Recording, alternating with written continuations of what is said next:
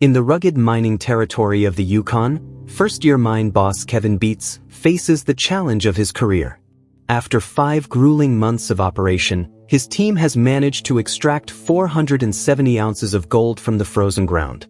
But with the season's end rapidly approaching and just 4 weeks remaining, Kevin knows he needs to double that amount to secure his future in the mining business. The pressure weighs heavily on Kevin's shoulders. As the son of legendary miner Tony Beets, he carries both the family name and its reputation for relentless productivity. This operation represents his first independent venture as a mine boss, and the stakes couldn't be higher. Together with his partner Faith, they've invested $2 million in startup costs. They need to extract nearly $1 million in gold just to break even on their investment. The mining season has been plagued with equipment failures and downtime, a nightmare for any operation where every hour of productivity translates directly to gold in the box. Kevin understands that only exceptional gold yields in these final weeks can salvage their season and their financial investment. To maximize their chances, Kevin has implemented a strategic division of labor. During daylight hours, his trusted foreman Brennan Rule focuses exclusively on digging out pay dirt from their claim. Recent pan samples have shown promising results, with visible gold appearing in test pans. Brennan works tirelessly to build up a substantial stockpile of pay dirt near the wash plant, ensuring the night shift can operate without interruption. As the sun begins to set over the Yukon landscape, the day crew wraps up their shift. Kevin has made a critical decision to implement 24-hour operations, a necessity if they hope to reach their ambitious 1,000-ounce goal. The night shift represents a significant portion of their production capacity, and any downtime could spell disaster for their season totals. For the night operations, Kevin relies on plant operator Hunter Canning, who has proven herself capable of handling the complex machinery that separates precious gold from worthless rock and dirt. But recognizing the immense workload, Kevin has brought in reinforcement, Rick Johnson, a seasoned miner with over 12 years of experience in the gold fields. Rick's expertise will be invaluable as they push their equipment to the limits during these crucial final weeks. As Kevin briefs the night crew, he emphasizes the importance of keeping the plant running continuously. Every minute of downtime represents lost gold, and they simply can't afford any shutdowns if they hope to reach their 1,000-ounce target. With instructions delivered, Kevin heads back to camp, knowing the operation is in capable hands, but also aware that the unforgiving Yukon terrain can present unexpected challenges at any moment. Under the glow of industrial lights, Hunter maintains a relentless pace, delivering 24 loads of pay dirt to the plant every hour. The wash plant's hungry hopper devours the material, sending it through a complex series of screens, sluices, and mats designed to capture even the smallest particles of gold. Meanwhile, Rick operates a second loader, clearing the process tailings to prevent backups that could force a shutdown. The night progresses smoothly until disaster strikes. Rick's loader becomes stuck in the soft, muddy ground, with both side wheels spinning helplessly. This presents an immediate crisis for the operation. If Hunter diverts her attention to help Rick, the plant's hopper might run dry.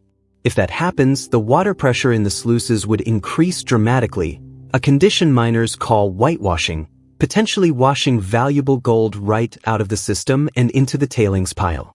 Hunter makes a quick decision, loading the hopper with enough pay dirt to keep the plant fed for approximately 8 minutes. This gives her a narrow window to assist Rick without risking gold loss. She races over to the crew truck to retrieve a cable, knowing every second counts in this high-stakes situation. The extraction proves challenging.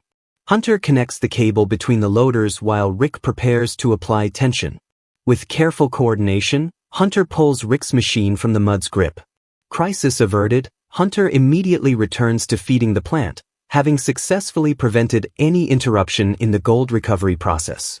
This kind of problem-solving exemplifies the Beets family approach to mining, never letting obstacles stop production.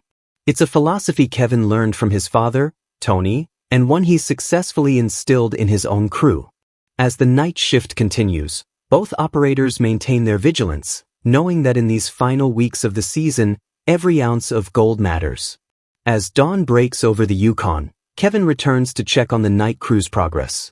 Hunter and Rick recount their adventures, proudly reporting that despite the challenges, they kept the plant running continuously. Kevin is pleased with their performance, especially Rick's smooth integration into the team on his first night shift. However, just as the shift change approaches, another problem emerges. Oversized rocks have clogged the pre-wash system, forcing an immediate shutdown. Hunter quickly jumps into action, climbing into the machinery to clear the obstruction while Kevin waits to restart the plant. It's not an ideal end to the shift, but the team handles it efficiently, minimizing downtime. The week continues with this relentless pace, day and night shifts pushing through exhaustion, machinery grinding away at the frozen Yukon soil, and the constant pressure of the season's ticking clock. Kevin knows that maintaining 24-hour operations is the only way they'll reach their 1,000-ounce target, but the physical and mental toll on his crew is substantial. Finally, after a grueling week of continuous operation, the moment of truth arrives. The crew gathers for the weekly cleanup, the process of collecting and weighing the gold recovered from the wash plant sluice boxes. This particular cleanup holds special significance, as it will reveal whether the extension area they've been mining is as rich as they'd hoped. Kevin and Faith watch intently as the gold is carefully separated, cleaned, and prepared for weighing. The jar, the container holding their week's gold, is filled to the brim, a promising sign that their hard work might be paying off. The atmosphere is tense with anticipation as the gold is transferred to the scale.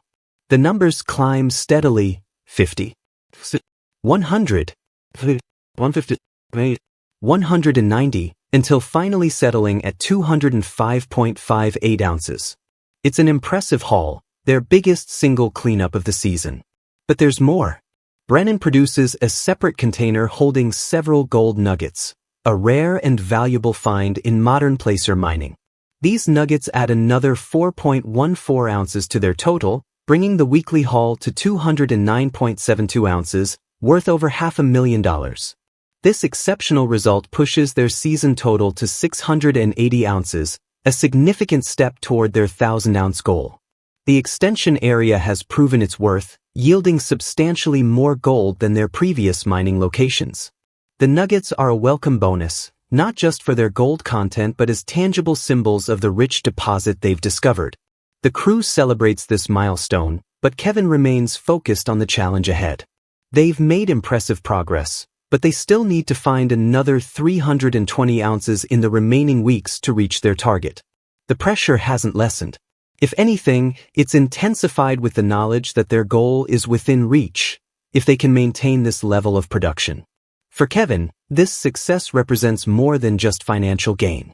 It's validation of his abilities as a mine boss, stepping out from under his father's shadow and proving he has the Beets family mining instinct. The impressive cleanup demonstrates that he's made the right decisions about where to mine and how to organize his operation. As the team disperses to continue their work, there's a renewed energy and determination. The substantial gold haul has boosted morale and confirmed they're on the right track. But in the unforgiving world of Yukon gold mining, today's success doesn't guarantee tomorrow's results. The ground could change. Equipment could fail. The weather could turn against them. Kevin knows they can't afford to rest or celebrate for long. The wash plant needs to keep running. The pay dirt needs to keep flowing. And the gold needs to keep accumulating if they hope to reach their 1,000-ounce target. With the season's end approaching rapidly, every day, every hour, counts more than ever. The story of Kevin Beets and his mining operation embodies the essence of gold mining in the Yukon, the high stakes, the relentless work, the technical challenges, and the elusive promise of striking it rich. As they push toward their goal in these final weeks, they're writing their own chapter in the long history of those who have sought fortune in the frozen north. With 680 ounces secured and the richest ground yet under their feet, Kevin and his crew face the final stretch with determination and hope. The 1,000 mark looms tantalizingly close. But in the unpredictable world of gold mining, nothing is certain until the final cleanup of the season. The race continues, the clock ticks down, and somewhere beneath the Yukon soil, the gold awaits.